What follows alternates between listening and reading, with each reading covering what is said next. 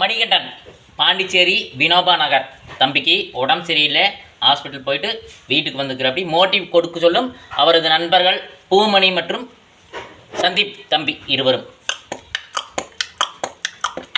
ஒன்றும் பிரச்சனை இல்லை. என்ன பிரச்சனைக்கு வேண்டி போனாங்க அப்படின்னா தெரியல. திடீர்னு உடம்பு சரியில்லாமல் ஆஸ்பத்திரி போயிட்டீங்க, மறுபடியும் வந்தாச்சு.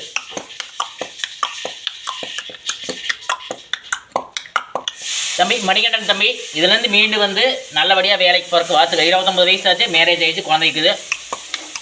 கவலைப்படாத, சீக்கிரம் சரியாகி நல்லபடியாக வேலைக்கு போகிறக்கு வாழ்த்துக்கள்.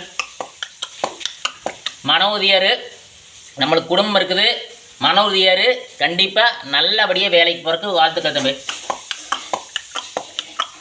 உனது நண்பர்கள் வாழ்த்துறாங்க, நல்லா கூடிய விரைவில் குணமாகி வேலைக்கு போவேன்.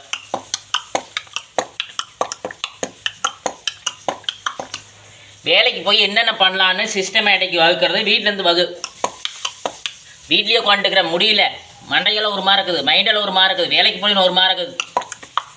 உனக்கு ரெஸ்ட்டு, உடம்பு ரெஸ்ட்டு எடுத்துக்கோ, அவ்வளோதான். வேலைக்கு போகிற வரைக்குமே அதுக்குண்டான விஷயத்தை சேகரித்து எழுதிக்கிது வச்சுக்கோ,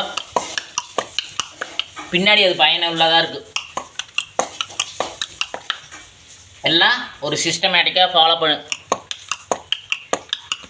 ஒருபோதும் பயப்படாத, உனது மனது உறுதி உன்னை காப்பாற்றும். நீ தைரியம் சொல்லு. வீட்டில்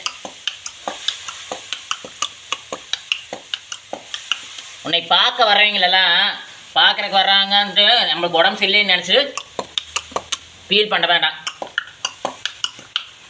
எல்லாத்துக்கும் கூட சொல்ல, நான் எந்திரிச்சு நான் வேலைக்கு போய் என் குடும்பத்தை நான் பார்த்துக்க, தைரியம் கொடு. இந்த தைரியத்தை உங்கள்கிட்ட இருந்து வரவை தம்பி. உடம்பு சரியில்லையா அப்படியே அதேமாரி கேட்பேன், அதையெல்லாம் ஆமாம் உடம்பு சரியில்லை சரியாயிடு அப்படின்னு சொல்லு. மேக்ஸிமம் குடிப்பழக்கம் இருந்தால் வெற்று தம்பி. அதெல்லாம் வந்துட்டு உன்னோட வாழ்க்கையில் ரொம்ப சீரழிவு கொண்டு வந்தது. எதனால் பிரச்சனையாச்சு, என்ன பிரச்சனையாச்சுன்னு உனக்கு தெரியாமல் இருக்கலாம். லைட்டாக சோர்வு, உடம்பு சோர்வு என்ன வந்தாலும் நான் பார்த்துக்க, ஒன்றும் பிரச்சனை நினச்சிட்டு தயவுசெய்து இருக்காதீங்க. ஆஸ்பத்திரி போய் என்ன ஏதுன்னு பார்த்துட்டிங்கன்னா தான் அது பெட்டராக இருக்குது. இந்தளவுக்கு ஹாஸ்பிட்டல் போக வேண்டிய நிலைமை இருந்திருக்காது. இனிமேல் அதை கரெக்டாக கவனம் வச்சு உனது வாழ்க்கை வாழ்த்துமே. ட்ரிங்க்ஸ் இருந்ததுன்னா ரொம்ப குடிக்க வேணும்னு சொல்ல முடியாது, யாருக்கும் உரிமை கிடையாது. அளவாக வச்சுக்கோ, அழகாக வாழு, அழகான குடும்பத்தோட வாழு. உனது நண்பர்கள் வாழ்த்து எனது வாழ்த்துக்கள் தம்பி. சீக்கிரம் குணமாகும். நன்றி.